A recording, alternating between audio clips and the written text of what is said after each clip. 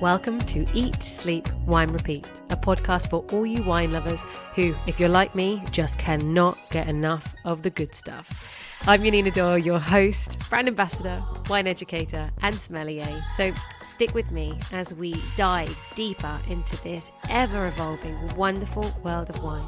And wherever you are listening to this, cheers to you.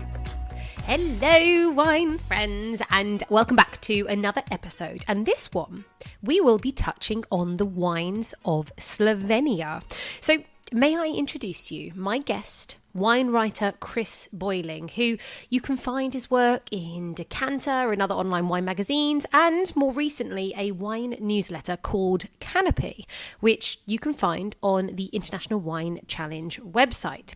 Now, the reason we are talking about Slovenia is because Chris has bought a home with a small vineyard there, and it's inspired all kinds of wine projects. In fact, if you've ever read articles on jancesrobinson.com, you may have seen him chronicling his disasters in a column called Diary of a Dream. So we are certainly going to be touching on some winemaking techniques and mistakes Chris has made on the way. We will look at some interesting grape varieties like Laški Rizling, Refosc and Ribolla.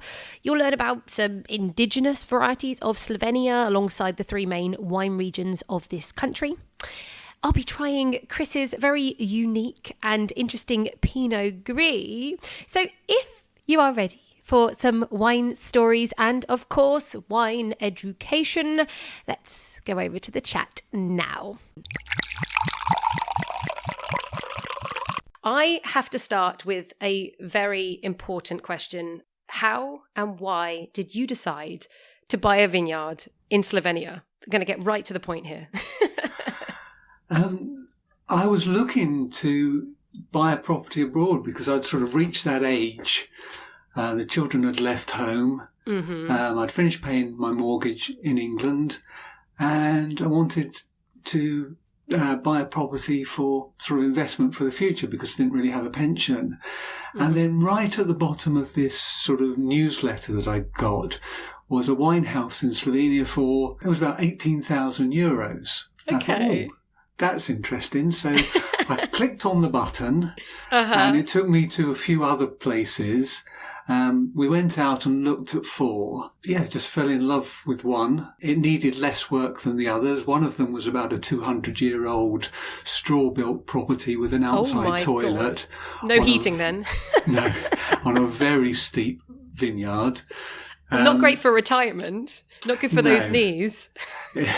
It was a bit too steep and it wasn't quite right, especially the outside toilet put us off. But the property we ended up with had everything, really. It was a bit run down, but it was livable. Mm-hmm. And also it was 50 minutes from ski slopes.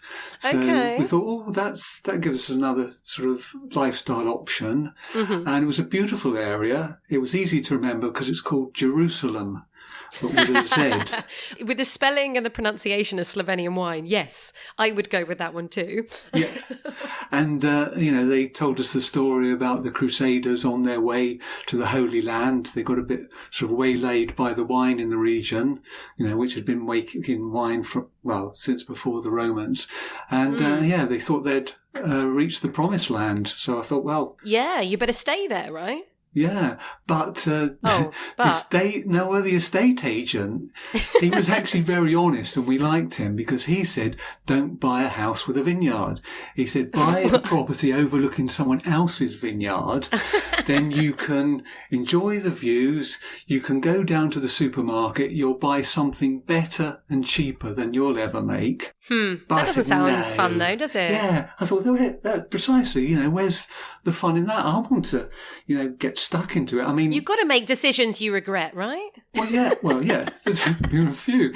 I was so naive. I didn't think that buying a vineyard in a country where you didn't speak the language, when you didn't know anything about wine, would be a problem. Well, yeah, if only you bought an English vineyard back then. I don't know. Yeah, but I couldn't afford it. It was a different price even back then. I mean, even back then. Mm-hmm. 12, 13 years ago. Mm-hmm. So land in Slovenia was the half that's closest to Italy was almost as expensive as Italy, but the other side, the eastern side, which is closer to sort of the Croatian and Hungarian borders, was a lot cheaper. So I thought, oh yeah, well hopefully with time it will somehow even itself up. The reputation building. Yeah, that east-west split will sort of diminish. I don't think it has, but... I think there's still time. I mean, you've got Austria that people really know about, and of course we've already talked about Italy, but the fact that it's wrapped around also by Hungary and Croatia, this seems, I don't know, this has got to be the next region. Do we say that a lot with the wine world? This is the region, this is the year. Yeah, no, I think people have been saying that ever since I bought the place, or I've been hoping, oh yeah, no, Slovenian wine is really good, you know, it's up and coming, and people who have tasted it always really like it, and, you know, it's got a good reputation for both, you know, the classic wines, but also the funky stuff. Mm-hmm. So I thought, no, and it's a small country, so I thought, yeah, it's really got potential, and it's a beautiful country, it's really green, and I'm sort of 50 minutes from the Austrian border, 40 minutes from the Hungarian border, and 30 minutes from the Croatian border, and probably about 2.5 hours from the Italian border. You know. Now that's cool. That gives you a lot of options for holidaying in the summer. Yeah, I mean, Venice is like 4 hours away, Budapest is like 3.5. Vienna's like 3.5. Everybody, are you listening to this, right? Okay, holiday, trip to this wine region. You can pop along to everywhere else as well. Can we talk about where you are? You're in Jerusalem, the Slovenian Jerusalem, which is part of which main wine region? So that's in Podravje. You know how I got you to say that because I didn't want to do the pronunciation. Well, I don't know if it's right or not. I just, you know. You might have heard it once or twice, hopefully. Yeah, even though I hear it, you know, I'm not so good with the languages, so any of my pronunciation in this podcast, you know, ignore it and go with your own versions. We apologise in advance for the terrible pronunciation. Yeah. But so Podravje, you're going with Podravje. Yeah. Let's stick with that. So I always look at Slovenia as sort of a bit like a chicken shape, with the tail towards the left. And okay. I'm up in sort of the northeast, which is sort of like where the head is, and sort of down towards the mouth. That's where Jerusalem is, basically. Yeah. Okay. Well, they call it Jerusalem.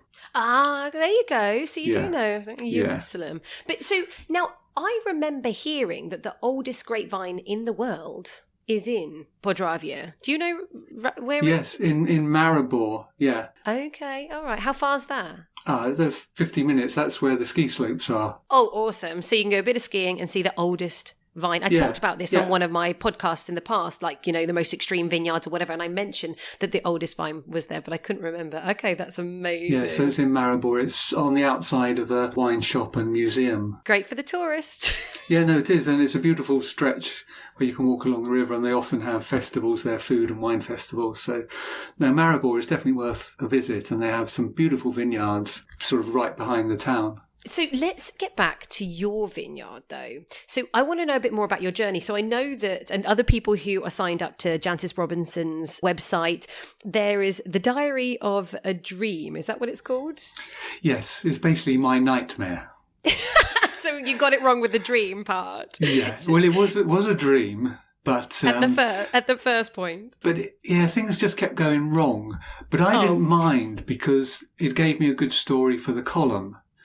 So every time I had a disaster with a vintage or I did something stupidly wrong, I would just laugh about it and think, oh, that's quite funny, I'll use that in the column for Jancis. But it didn't help with the wine. So you had this column and you were writing about your journey making wine. How many years did you make wine before you actually released something? Because I have a bottle in front of me, which we're going to taste in a second, everyone, calm down. But I have this bottle. But is it officially released? Because there's no label on it. Is this the first one? No, so I'm still waiting for the certification. I was hoping to release it in February. But, you know, we'll do it when the label's ready. As you'll see, it's an unusual wine. But what happened was it took me probably 10 years working on this little vineyard that I purchased. Now, I think the thing is, I'm not there enough to really look after the vines or to look after the wine when I've made it. And it took me a while to realise that actually from that little bought. I mean, it's only half a hectare of vines, but it's a little wine house that's got everything. It's got a brick arch cellar underneath. It's got Cool. a little room next to the kitchen with a wooden basket press. That's cool. And the plastic tubs for treading grapes and all the equipment's there, but in micro scale. And even though the press room is sort of like above the garage and the cellar is next to the garage, one time I thought, well, yes, I can call myself a garagista, that type of. Well, you kind of can. And because I was using EasyJet a lot to fly there, from my home near Brighton, I thought, maybe I'm a flying winemaker. And then I eventually realised that actually, I'm just a hobbyist. Oh, no. Okay. This is just an expensive hobby, and I'm never going to make the quality of wine that I had in my head when I started out this venture. I thought, okay, I'm going to make the best wine ever, because I think perhaps we all think that when we start out. And then I realised, no, actually, I need to put a lot more attention into the land, the grapes, and everything. So my next strategy, once I'd realised this, was to use the expert winemakers that I'd met on my journey, the people I respected and admired, team up with them, inspire them to do something different. I'm in my current job talking to winemakers around the world, interviewing them for articles. Yeah. So I thought, well, I'm soaking up all this knowledge. Maybe, I can sort of pass it on to these people and get them to say, what about if we did this? What about if we did that? How have you thought about doing this? So that's how this wine started. It was an experiment. I mean, do you want to go on to talking about this wine now? So let's talk about the Pinot Gris. So let me ask you, have you planted any other grape varieties there? No. So my grapes, it's a field blend. They're probably 60-year-old vines. Okay. It's mostly Laški Rizling and Šipon, which is their Furmint, and with a little bit of Traminer and yellow muscat. And usually I don't have any Traminer because the deer get to them first. So it's mostly sort of Laški Rizling. And, and when I bought the house, and I asked what the grape variety was, I heard Riesling and assumed he was talking about Riesling. And I thought, okay, that'd be quite nice. But Laški Rizling is not related at all to Riesling, completely different. I mean, it's a workhorse variety in Central Europe. It's, known as Welsh Riesling or Riesling Italica or Grashevina in Croatia. Or Olath Riesling in Hungary. Yeah, just to confuse things. Yeah, so completely different names, but most of them mean sort of foreign Riesling. Yeah. Well, I mean, Grashevina is a premium wine in Croatia. It's their sort of one of their flagship varieties. And, in the 1970s, it was one of the most exported wines to the UK when it was, made under Tito's Yugoslavia. Ljutomer Laški. And Ljutomer is the town that's about 10 minutes from Jerusalem. So, but the problem was, like a lot of things, it gave it a cheap and cheerful wine. So a lot of winemakers in Slovenia don't put a lot of effort into it because they can't get a lot for it. It's the table wine. It's the wine you might turn into a spritzer with a bit of sparkling water. It's that type of wine, so you're never going to get much money for it. So why put a lot of effort into it? But there are two producers in the Podravje region which make an excellent Laški Rizling. One is Maroff. And we'll come across that name again later because he's one of the guys I really rate. And the other one is Leon Gerkesh. And so the story of this Pinot Grigio is that when I went along to discuss his Laški Rizling and why it's so good, what he does to it, so I could learn from him and maybe pick up a few tips, he introduced me to his experimental Laški Rizling, where he'd kept stirring the lees for a long time. He'd stir it 4 days before he racked the wine. Okay. And then, so it would settle, but it wouldn't totally settle. And he kept doing this. And then he bottled it with the very finest lees. And it just gave it a really nice creamy texture. And he put on the bottle, shake and aerate before pouring. Okay, yeah. And it was a really cool idea, and I really loved the flavour. I mean, I don't think it was going to be an easy sell for him, but it was something different. And, you know, I don't mind a cloudy wine. So I was really interested in that approach. And then I told him about some experiments that I'd been doing. I'd bought some Riesling and some actual Riesling. Yes, and they call it Rhine Riesling there. Okay. Some proper Riesling and some Pinot Grigio. So I bought just 100 kilos of each, just to play with them, because I, you know, with my half hectare, I don't actually have that much, and I like to sort of play and, you know, use some of these techniques that I picked up along the way. But usually I don't have enough grapes to play with. So I thought, right, I'll play with these two, and especially with the Pinot Grigio, because it's a great variety that I'm always disappointed in. Usually with the wines, I just find them bland, uninteresting. Yeah, but it is a noble grape, and, you know, it's a natural mutation from Pinot Noir. So I thought, is there a way that we can bring out the Pinot Noir side of Pinot Grigio? What can we do to really show the grape's full potential? And so I started experimenting, and I was pleased with the taste, but I couldn't get the colour to hold. It started off a really nice colour, but then the sort of pink, the gris side of it just sort of fell away. Okay. You know, dropped out with all the sediment and everything else. Whereas this Leon Gerkish, when we went through some of his other wines, his Pinot Grigio was this beautiful copper colour, and I got to talking to him about how he kept the colour, and, you know, I told him about my experiments. And then when I went back in the spring, he had done my experiment. He had a barrel marked PG Chris, which PG. was... Makes me think of PG Tips. But anyway.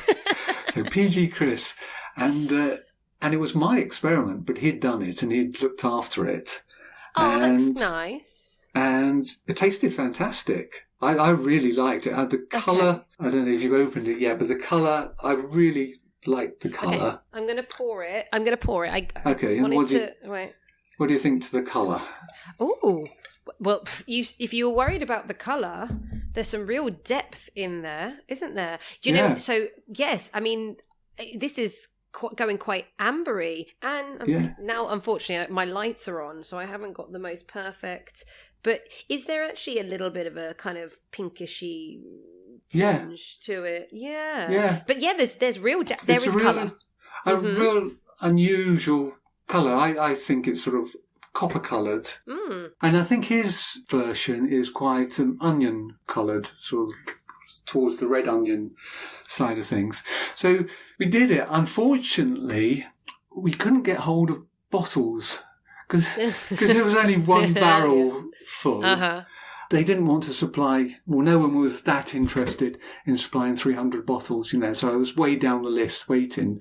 So it did spend longer in the oak than perhaps we originally intended. And even though it's third use oak, I think more of the oak has come out, but then it does hit what we wanted, what the experiment was to show a completely different side of Pinot Grigio. We're just smelling the nose. There's a real nice kind of Brazil nut character, and then this kind of very slightly herby sourdough, and I guess that is coming from that slightly extra extended oak usage. And I always find when I speak with winemakers, over and over again, a consistent thing when I taste some small batch wine, limited edition wine, is I say, oh, so why did you come up with this? And they say, oh, well, bit of an accident, really. Always that they didn't have enough space. There was overflow of grapes. They had to move it into a weird vessel. They had to blend it because of this, etc., etc. So you are another prime example of producing something that has turned out rather lovely, but was not necessarily the intention. Well, it was the intention to show a completely different side. Okay, yeah. But the trend is to have less obvious oak, sort of something a bit more subtle, perhaps, on the oak front. You say that, but for me, I mean, amber wine and orange wine is generally, I think, a specific taste anyway, because it always has that slightly more kind of bitterness. But from smelling this, you've still got that kind of dried orange peel, like that kind of rind, and even like a slight caramelized apple on the nose. So it is slightly, there's a slight oxidative character, but this is all the things that I would expect from an orange wine. So I'm obviously now going to have to taste it.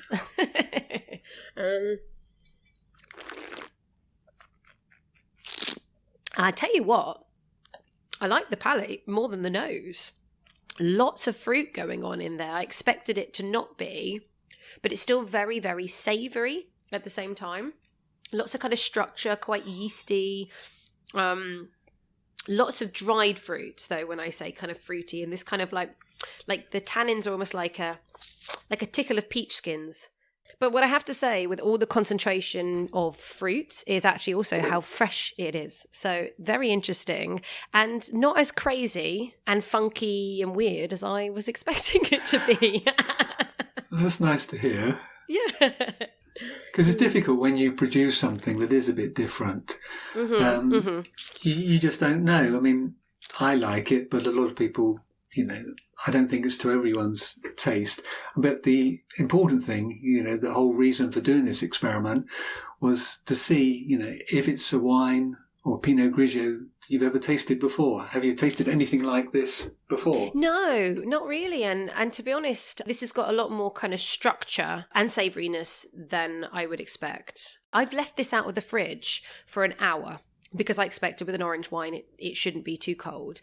And I think right now as well, it's medium bodied. It's not really big and bold, but there's this lovely kind of texture to it as well. So I think, this would be an absolutely great food wine. If you're not an orange wine lover, no, it's not going to be for you.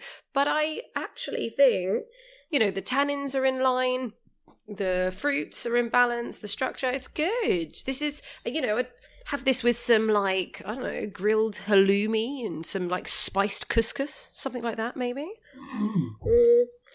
But it's also got a bit of a sherry vibe, a little sherry vibe, because there's that slight oxidative character. So even just a little tapas load of olives and salted nuts and, just a bit of jamon could work beautifully, or some smoky baba gounache. Anyway. Cool.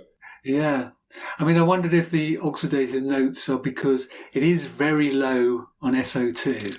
So, do you think it's changed slightly from when you've tasted it last? Yeah, because I didn't get any of that. How I haven't tasted it for a while. Because I didn't. Now you're going to have to open up another bottle. Yeah, I didn't bring many bottles back to the UK, just a few for samples, but I need to go back to Slovenia. No, you're supposed to say a few for special people. A few for special people, that's right. Thank you. Oh, Chris. You should. Yeah, no, for very special people. VIP tasters. Obviously, people who've got great taste. So, no, I wasn't sure. Stop it now. I was very nervous about, you're actually the first person to try it. Oh, no, actually, wow. Sorry, I lied. The second person, I took it to the waiter at the local restaurant down the road from me in Slovenia. And I said, I've just produced this. And, we've been going there for years, and he knows my little crazy experiments. And I said, look, I've produced this. He said, what is it? I said, it's a Pinot Grigio. He said, oh, no, I don't want to taste the Pinot Grigio. I said, well, this is very different. Just try it. He said, well, I gave him a bottle, and he said he would open it when he had some sort of connoisseur friends in. And a few weeks later, I saw him, and he had opened it with them. And, they told him to water the garden with it. Oh, well. So that's why I was a bit nervous about your sort of reaction. The thing is, I am not a massive orange wine fan. I'm not. And I would never choose specifically to drink orange wines. Occasionally I am surprised. But what I like about this at the end of the day is it's kind of a mix. It's interesting because you're saying not the oxidative note, but it leaves this kind of sourdoughy, yeasty texture in my mouth. So again, a little bit of salinity, savoury nature. And so actually the finish of the wine is very Moorish and quite yummy, so it kind of makes me want to go back for a little bit more, and so that's quite inviting, and it's a classic orange wine in my opinion in terms of what I would expect with the structure and the tannins and that slight bitterness. Is there any available for people to purchase? No, well, I'm hoping to bring some in, and it would be about £15. Okay, my God, okay. I thought you were going to say, like, because it's small production, 25, 30, and then I was going to say, oh, okay, and then not make any comment. For £15, yeah, that's absolutely I don't want to be banger. left with any, because as I said, there's not a lot of SO2 in it. So I am talking to a restaurant at the end of the month, Okay. which right. I've suggested to them that it would be a perfect pairing with cigars. Ah, okay. And they have a cigar lounge. Smoky grill, Yeah. grilled halloumi, smoky babagoo nash, smoky stuff. I see how that works. Well, that was my thought. When I tasted it, I thought, I couldn't think of any food pairings, but I thought, maybe a cigar. And it's got the sort of cigar colours and some, I don't know, maybe the smokiness to it. I thought, maybe that would go well with a cigar. This is cool. And I think for anybody listening as well, when they're kind of they've never gone on the orange wine journey, what you're talking about now with cigars, my food pairings, that description I've given of that wine, actually, this is kind of, if people are thinking, what is orange wine? What should it taste like? Hopefully that is, at least a bit of an eye-opener for anybody listening. How interesting. If people are so desperate after listening to this episode and they're like, I've got to try and see if I can get a bottle, they can go to your website, right? Yeah, wine with the letter Y, wine.press. Yeah. Or they can send me an email at ywine.press@outlook.com. Perfect. Yeah, I'm assuming only UK though, sadly. Yes, at the moment, or obviously or Slovenia. Yeah. Yeah, no worries at all. I'm in the UK, it's fine. So going back to Slovenia, I want people to end this episode, obviously knowing a little bit more about your crazy projects, but to know about Slovenia. So we've talked about Podravje, which is in the more eastern side, and this is a region that's great for white wines typically. Yes. So, I think people may be more familiar with Styria, which is part of it. On the other. Okay. And so they think about Styria and, Sauvignon Blancs from Austria. And this region is also very good for Sauvignon Blanc.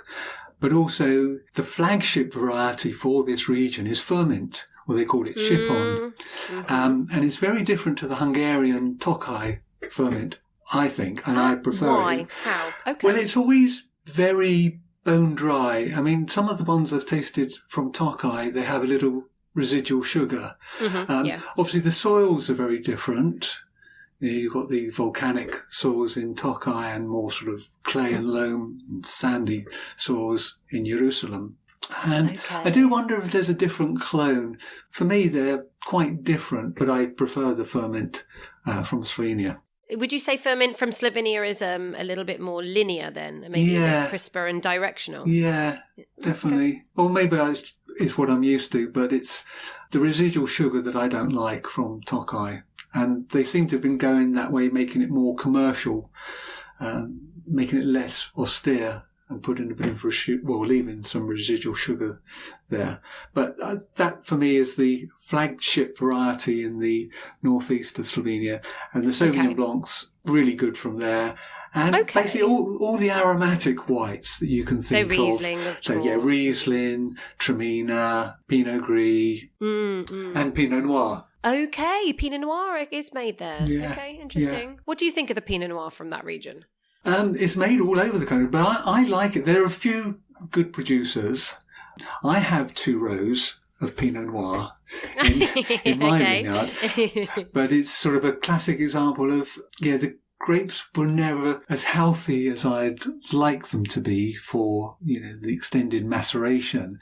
So the one time when I made it as a rosé, I was really pleased with it. It's one of the best rosés. Yeah, I can imagine. Yeah, it would work well for that. That I've ever tasted, and one of the best wines that I made there. But, I never got it to work as a red wine. It's so much volatile acidity. And I like the smell of nail varnish, but other people describe it as a fault. But no, I quite like. I could sniff nail varnish. So you mentioned that Pinot Noir does grow all over the country and obviously here in the northeast, but it is primarily a white wine region. Is this the coldest region across Slovenia? I suppose it's, there is the influence of the Alps. Mm-hmm. And also the Jerusalem wine hills are the last hills, really. As you sort of like flow down from the Alps and you reach the Pannonian Plain in Hungary, these are the last sort of like trickles of hills before you go to the flat area in Hungary. So it's not, they still seem to have the 4 seasons there. And as I said, you still have the snow in winter, you still have skiing. It's a continental climate, I guess, ultimately. Yeah, it's continental. Anyway. Whereas at the western side, closer to Italy, you've got some influence from the Adriatic. Yeah. Mm-hmm. And that sort of region is nicely positioned with the influence from the Adriatic and the Alps. And this is the region that actually probably most people know about if they've ventured into Slovenian wine, right? Yeah, Primorska. Mm-hmm.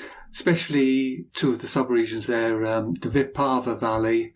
There's some really good Pinot Noir from there, but other varieties as well. Okay. But also Gariška, which is right next to Collio. Berda and Collio mean the same thing.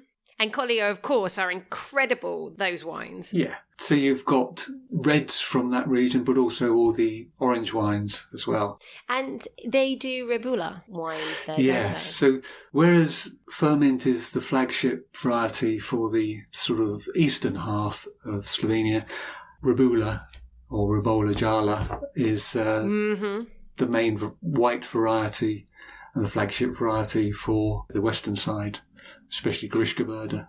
What does that taste like for anybody, the wines that you tasted of Ribolla over there?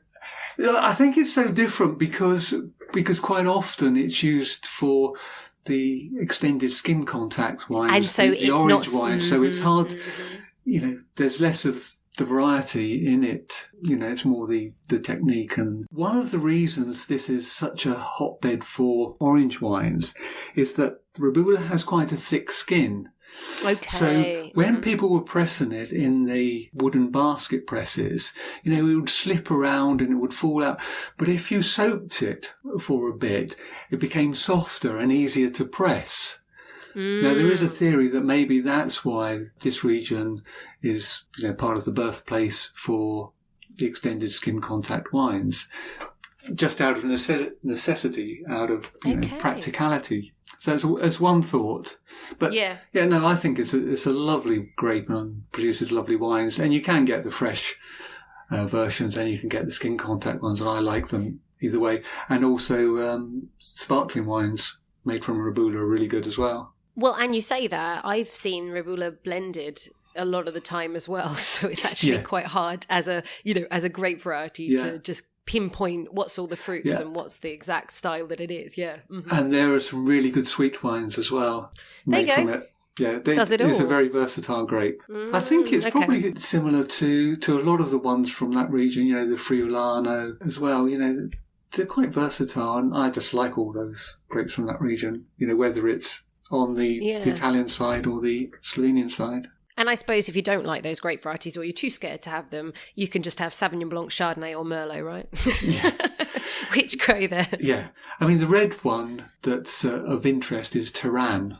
Ah, yes. Okay. Can you explain Teran? So Teran, it's the red one. It's Refosc. It's quite a controversial grape in that region because in Croatia it's Teran, but in Slovenia it's Refosc. But when Refosc is grown on the red soil, the karst soil, it's called Terano.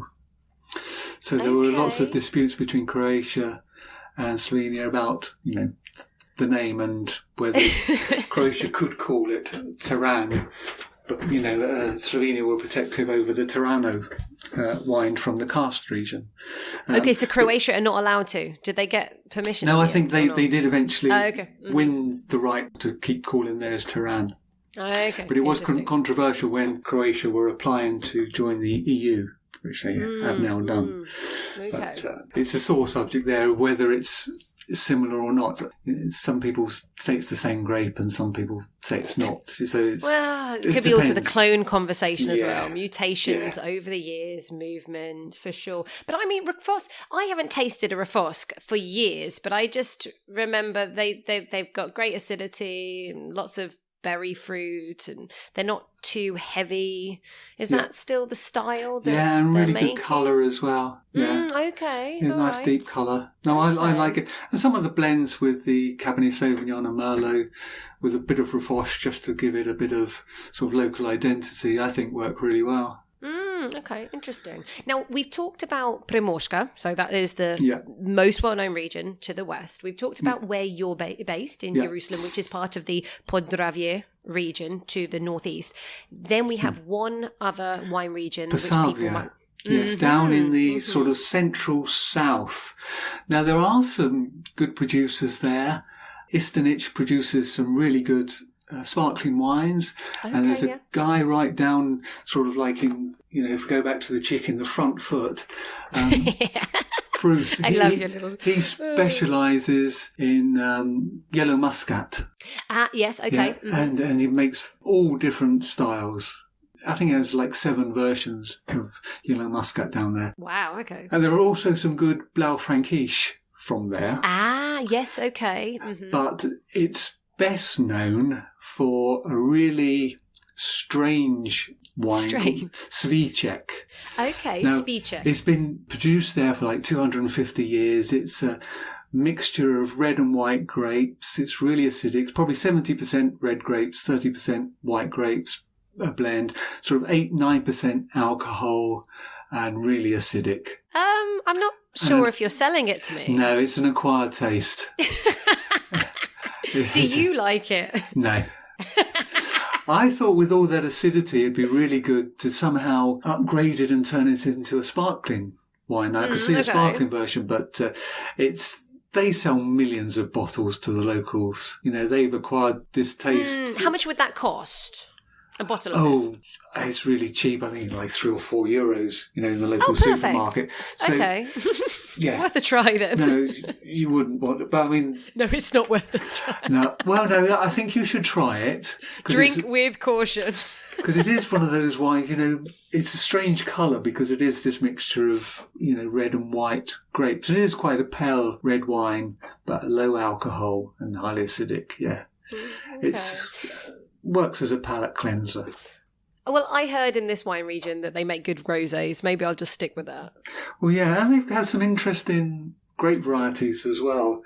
Let's talk about indigenous varieties. What are the ones that maybe we should look out for? I know you've already mentioned, obviously, Refosc, and we've mentioned Ribolla. Yeah, well, I think the main two are from the Vipava Valley, Zelen and Pinella.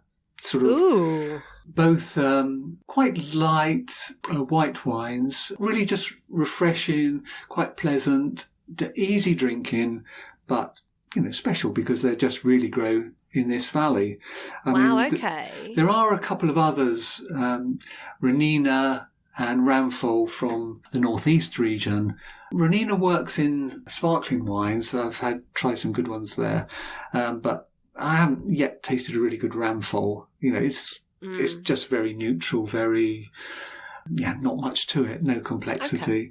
So, there are, I always thought that for wine tourism, Slovenia is the perfect country because, you have good examples of all the international varieties. You can find good Sauvignon Blanc, good Pinot Gris, good Chardonnay, good Merlot and Cabernet Sauvignons.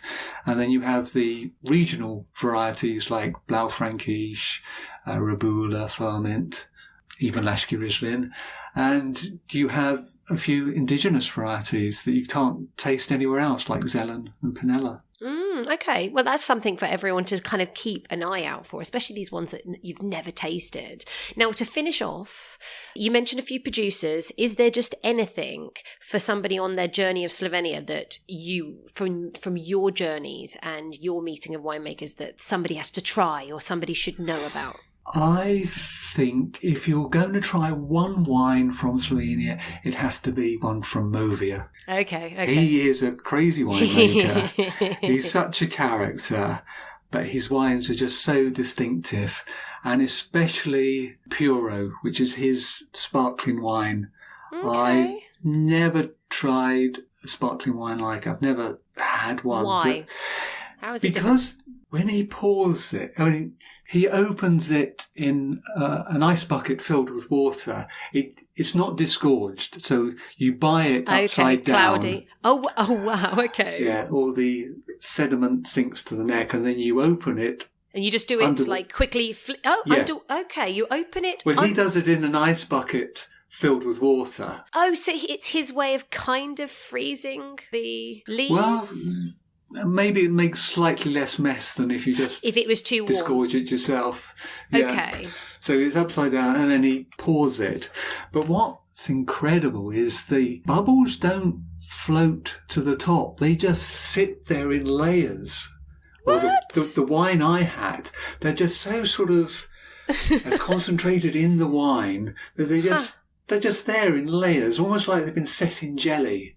Wow, that's interesting. So he makes the wine, is sort of the base wine, like 4 years old, and then he tops it up with the fermenting juice from the latest season. So that's how you get the bubbles. So it's not as sparkly as some other wines. Less pressure. Mm-hmm. Yeah, there's less pressure.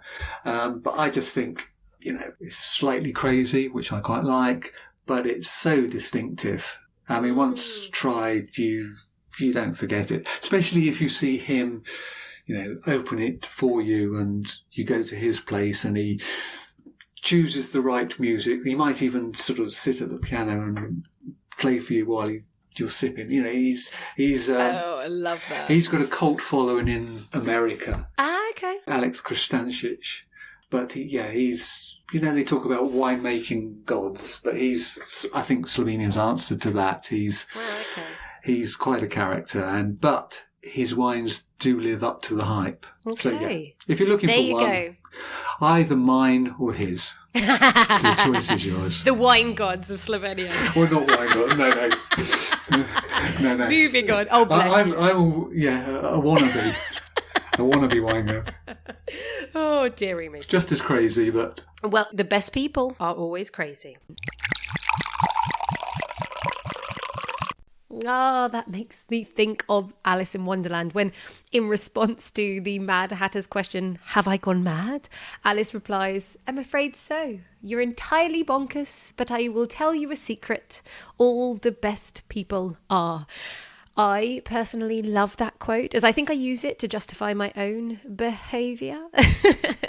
Now, I want to touch on the method of sparkling wine without using a glycol bath, freezing ice water that Chris just touched on, as it's quite interesting that still today there are some people disgorging, which means the removal of the lees. So this is the natural yeast and the sediment that was inside the bottle of the sparkling wine. But they are removing it without freezing it. So by freezing the neck of the bottle, which contains that yeast, you turn this into effectively a frozen plug. And then when you turn it upright and you crack open the crown cap seal, it's going to fly out all neat and tidy. Well, more or less. Well, there is the manual process. So this is quite an ancient process, obviously, and it would be called disgorgement à la volée. So this translates to on the fly, basically meaning flying disgorgement. So you are just relying on the pressure force of the sparkling wine to shoot out the yeast that has been collected in the neck of the bottle, and you're just hoping that you're going to lose as little wine as possible. As mentioned by Chris, this does still happen, but typically it will be in very small wineries. Right, so next week, Chris will be taking us across to Georgia, the cradle of wine, the cradle of viticulture. Why? Because this is where some of the oldest wine vessels have been found. So we will be looking at some very interesting grape varieties in general, as Chris has another crazy wine project he's going to tell us all about. You gotta love those that are bonkers. And then we will be discussing amber wines and, of course, the qvevris. This is the clay pots that are buried in the ground. I know I already brought a quote to the table today, but I'm feeling generous. So here is another one. We are all mortal until the first kiss and the second glass of wine, said by Eduardo Galeano. Right, that is it, wine friends, over for another week. Before you go off in search for a bottle of Slovenian wine, don't forget that just a few moments to leave me a review on Apple Podcast or a rating on Spotify will make this podcast far more discoverable, and it's the best way you can show your appreciation for these episodes. So like the podcast, share with your wine-loving friends. I hope this week is an inspiring one and you become one step closer to achieving everything that you've set out for this year. Until next week, cheers to you.